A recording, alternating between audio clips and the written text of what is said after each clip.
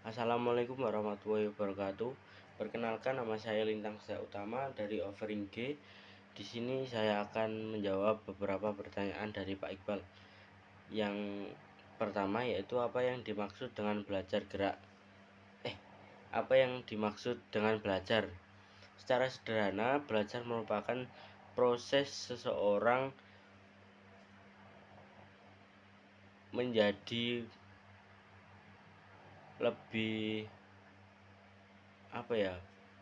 mempunyai perubahan mulai dari sikap, terus kognitifnya dan keterampilannya. Untuk yang kedua yaitu apa yang dimaksud dengan belajar gerak. Belajar gerak merupakan proses perubahan kemampuan untuk melakukan gerakan yang relatif permanen sebagai hasil latihan dan pengalaman. Artinya seseorang itu akan lebih terampil, lebih tepat, lebih efisien dalam bergerak setelah berlatih. Untuk yang pertanyaan ketiga yaitu apa saja karakteristik belajar gerak menurut Smith? Yang pertama yaitu bersifat relatif permanen. Perubahan kemampuan gerak ini bersifat permanen, tidak berubah hanya sesaat karena kebetulan atau lelah atau emosi. Untuk yang kedua, terjadi karena latihan dan pengalaman. Belajar gerak ini muncul karena seseorang tersebut melakukan kegiatan atau mengasah gerak tersebut dengan latihan terus-menerus dan pengalaman. Dan yang ketiga yaitu ditunjukkan lewat peningkatan performa. Misalnya kalau lari itu yang asalnya lambat nanti lama-lama lebih cepat. Terus kalau semisal di senam lantai itu yang sebelumnya gerakannya kurang tepat menjadi lebih tepat, terus lebih halus dan lebih efisien. Untuk pertanyaan yang keempat, mengapa kita perlu untuk belajar gerak? Kita sebagai murid atau mahasiswa perlu belajar gerak karena kemampuan bergerak bukan hanya tentang motorik, karena bukan tentang motorik saja, namun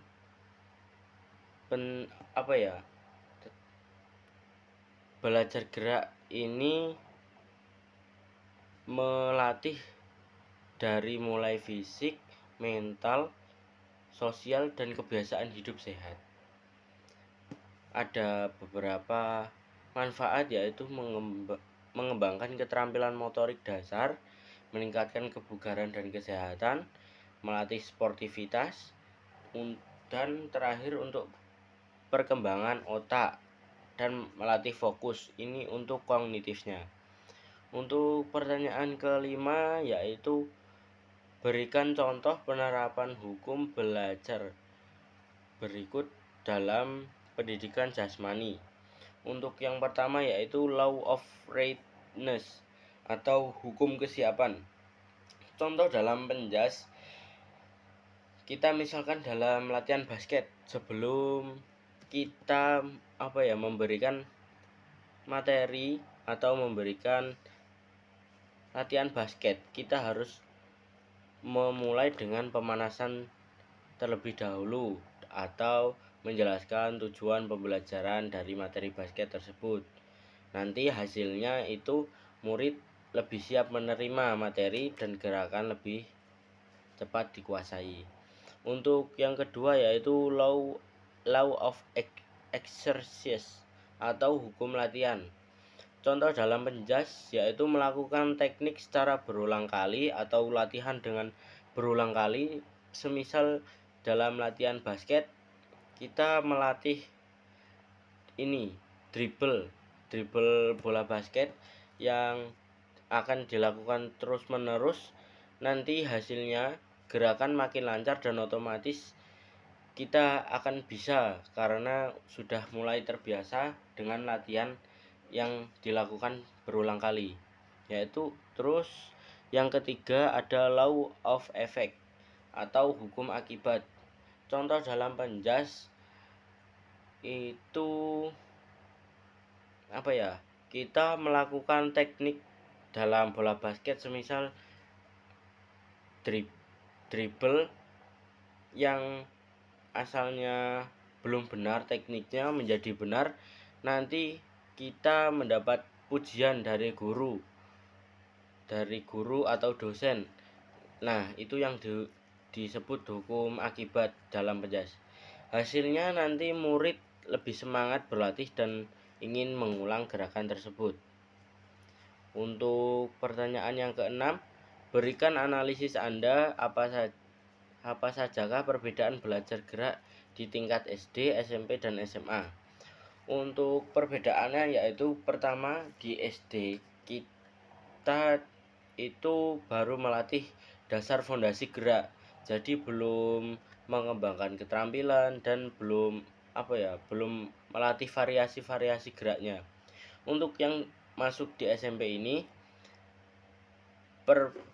belajar gerak di tingkat SMP itu lebih cenderung untuk mengembangkan keterampilan geraknya, dari mulai dasar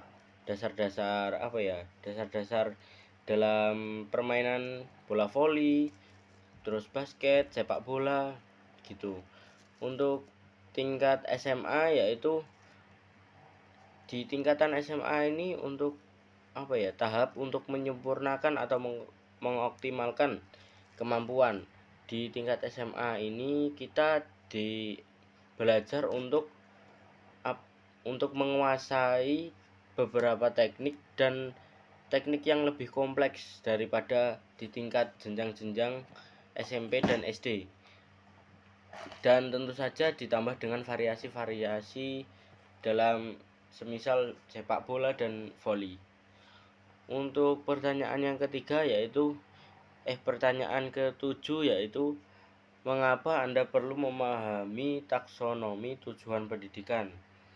Taksonomi tujuan pendidikan ini sangat penting karena membantu guru untuk merancang pembelajaran yang lebih jelas, terarah, dan seimbang. Tidak hanya mengajarkan murid itu hafalan, tapi juga mengajarkan tentang nilai sikap dan keterampilan. Untuk pertanyaan yang ke-8, mengapa dalam proses belajar gerak murid tidak hanya perlu psikomotor saja, namun juga diperlukan kognitif dan afektif.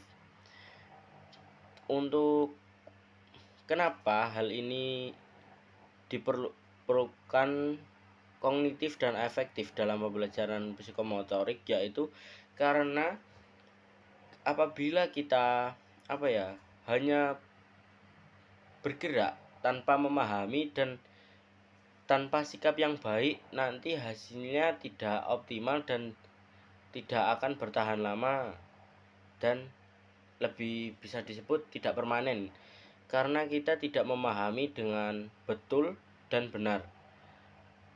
Yang benar yaitu dalam melakukan belajar gerak yang efektif itu kita harus paham dulu. Paham ini dalam maksud kognitifnya. Paham baru nanti melakukan psikomotoriknya, lalu kita mau dan pede untuk melakukannya, itu termasuk dalam efektifnya. Untuk pertanyaan yang ke-9 yaitu sebagai calon guru, bagaimana cara Anda memastikan murid memahami konsep sebelum melakukan praktik di lapangan, misalnya dalam mempelajari teknik gerakan tertentu. Untuk cara saya sendiri itu dengan mempertanyakan dulu kepada murid-muridnya dengan melakukan tanya jawab secara cepat untuk sebelum melakukan praktik dengan pertanyaan yang materi yang sudah diberikan. Misal ini gerakannya gini, posisinya gimana, terus kalau gerakan gini posisinya gimana yang benar. terus melakukan tahap-tahapnya yang benar gimana gitu. Untuk pertanyaan yang ke-10, apa yang dimaksud dengan stimulus dan respon dalam belajar gerak? Stimulus sendiri itu artinya segala sesuatu yang diberikan guru untuk memicu terjadinya gerakan. Sedangkan respons, tindakan atau gerakan yang dilakukan murid sebagai jawaban atas stimulus dari guru tersebut. Misalnya guru meniup peluit itu stimulus, nanti murid melakukan sprint atas peluit tadi, itu murid melakukan sprint itu responnya gitu. Sekian, terima kasih dari saya. Mohon maaf apabila ada salah kata atau kesalahan jawaban, mohon dimaklumi. Wassalamualaikum warahmatullahi wabarakatuh.